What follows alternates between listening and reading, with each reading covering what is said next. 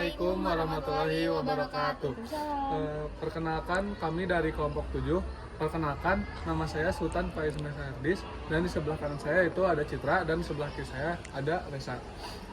Di sini kami akan menceritakan tentang salah satu buku, yaitu bernama Ronggeng Dukuh Paruk, karya Ahmad Tohari. Selamat menyaksikan. Dukuh Paruk merupakan sebuah desa terpencil yang dulunya ada sebuah nenek moyang yang bernama Ki Secamenggala yang menitipkan darah dagingnya di daerah Dukuh Paruk. Di daerah Dukuh Paruk terdapat 3 orang anak laki-laki yang bernama Warta, Darsun, dan Rasus. Kemudian mereka melihat Serintil sedang menari di bawah pohon pisang. Setelah itu mereka menghampiri Serintil, kemudian mereka mengiringi tarian Serintil tersebut.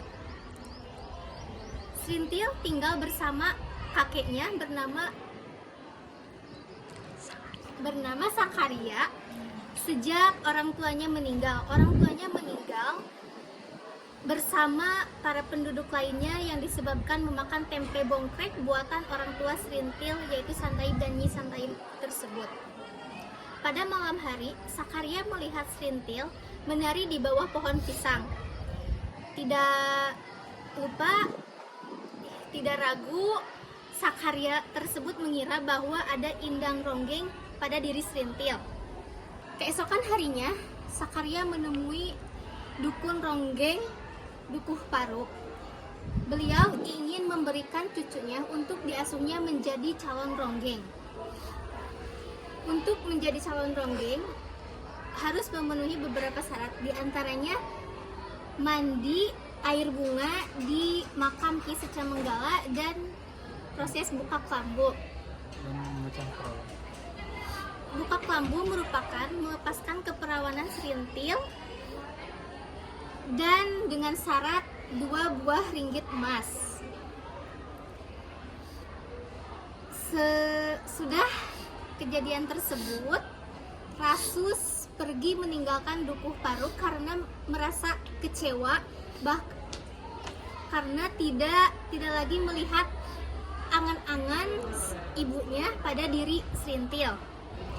Rasus pergi meninggalkan neneknya, pergi ke Pasar Dawan. Di sana bertemu dengan seorang tentara.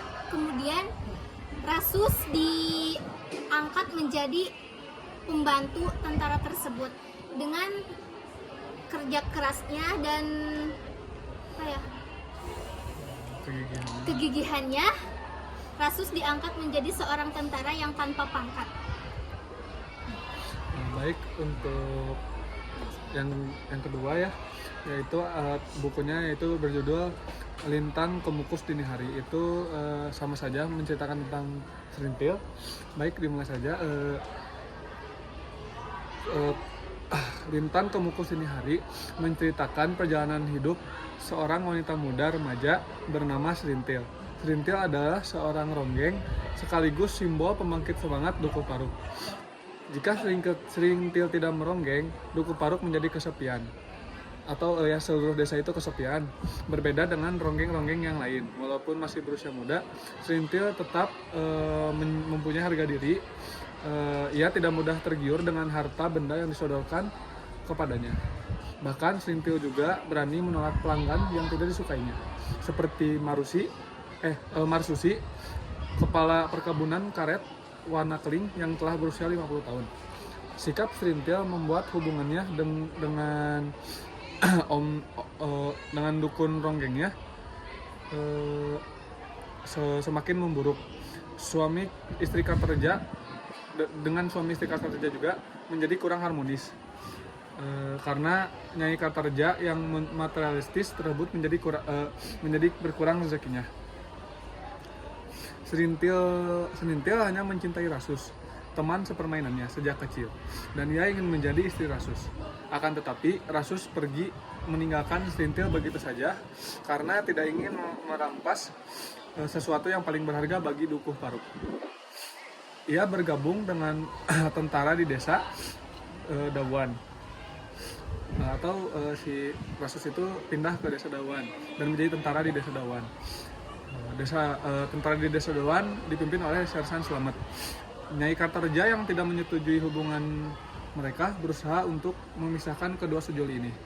Nyai Kartarja meletakkan guna-guna di kamar Serintil agar Serintil merupakan Rasus.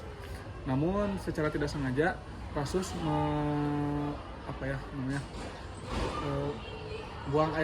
tidak sengaja buang air kecil di guna-guna tersebut sehingga keampuhannya hilang. Untuk menenangkan diri dan menghindari pelanggan yang tidak disukainya, Serintil tinggal di rumah keluarga Sakarya, kakek dari pihak ibunya. Sakarya itu kakek dari pihak ibunya. Sejak berusia 5 bulan, Serintil memang sudah diasuh oleh keluarga Sakarya karena kedua orang tuanya meninggal akibat keracunan tempe bongkrek. Setelah menjadi ronggeng, Serintil tinggal di rumah Kartarja.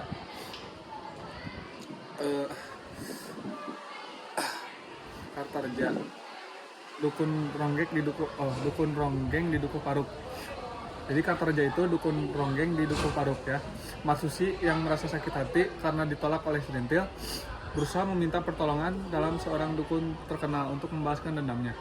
Ketika sedang meronggeng dalam perayaan Agustusan di desa Dawan, tiba-tiba Serintil jatuh pingsan. Kartarja yang mengetahui bahwa hal itu terjadi karena perbuatan Marsusi membuat kesepakatan untuk berdamai dalam kehidupannya sebagai ronggeng. Ada 2 pengalaman penting yang dialami Serintil. Pertama, ketika ia diminta untuk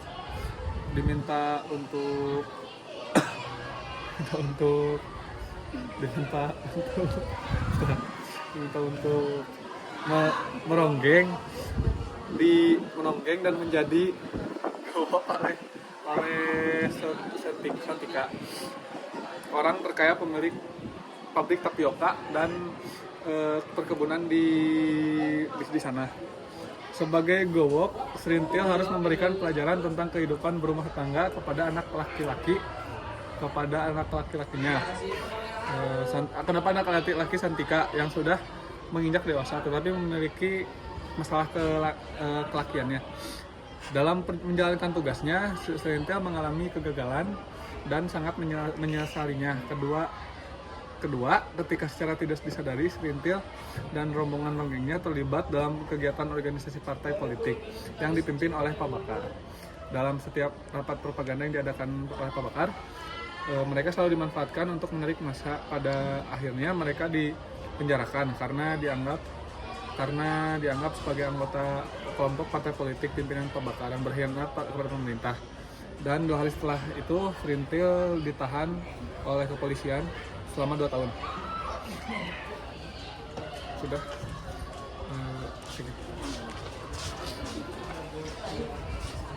Kemudian Dukuh Paruk ini menjadi desa yang sangat memprihatinkan karena terjadinya bencana besar, yaitu pembakaran rumah akibat huru-hara. Dukuh Paruk ini menjadi korban. Tetapi musibah kali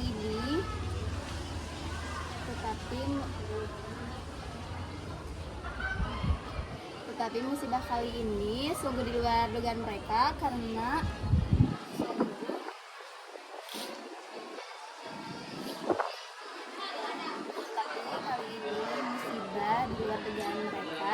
mereka harus tinggal dan makan seadanya.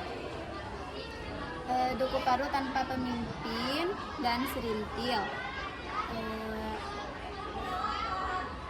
orang yang selama ini menjadi panutan Dukuh Paruk ini menjadi panutan di Dukuh Paruk yang harus dipenjara. Beberapa bulan kemudian Sakarya, Kartarja dan yang lainnya dibebaskan dan pulang tanpa Serintil.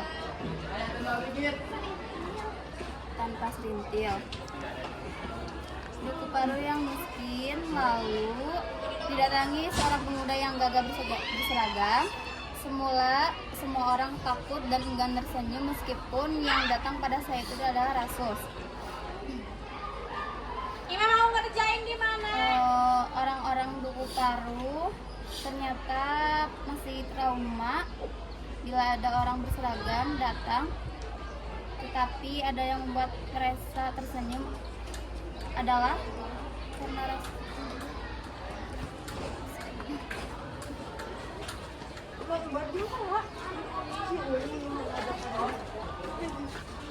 tidak lama kemudian Serintil kembali pulang ke Dukuh Parung. Serintil lemas dan tidak berdaya karena pulang dengan berjalan kaki. Sejak pulangannya pun sikapnya berubah. Ia lebih banyak diam. Walaupun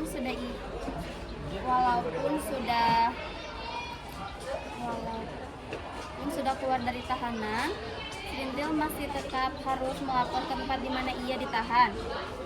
Cobaan kembali datang ketika Serintil diajak oleh Marsusi untuk melapor ke Dauan, tempat di mana Serintil ternyata diajak pergi ke suatu tempat oleh Marsusi.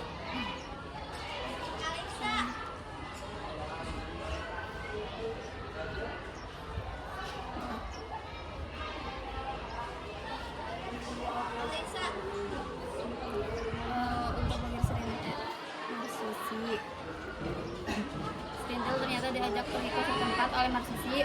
Untung bagi Serintil karena akibat kebocorannya Marsusi terus berjalan. Serintil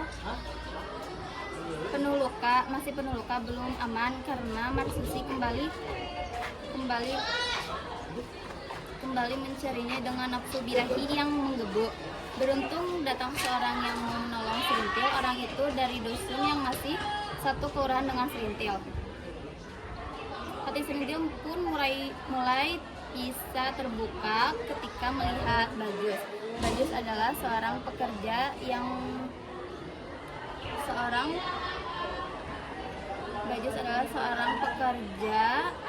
proyek pembangunan. Serintil ternyata menaruh hati kepada lelaki itu. Ia sangat berharap kepada lelaki itu untuk menjadi ibu rumah tangganya. Baju sebagai pribadi yang baik, terlebih sikapnya terhadap Serintil. Serintil yakin bahwa Bajus adalah orang yang bisa mengubah dirinya menjadi lebih baik, yang kembali merasakan kekecewaan yang begitu dalam. Bajus ternyata masih menawarkan Serintil kepada bosnya. Bajus kini berubah menjadi beringas dan memarahi Serintil apabila ia menolak permintaan bosnya. Akibat tekanan batin yang mendalam, Serintil menjadi lupa ingatan. Ketika suatu hari Rasus pulang dan menjalankan tugasnya, namun hati Rasus sangat terkejut ketika mendapati Serintil lupa ingatan.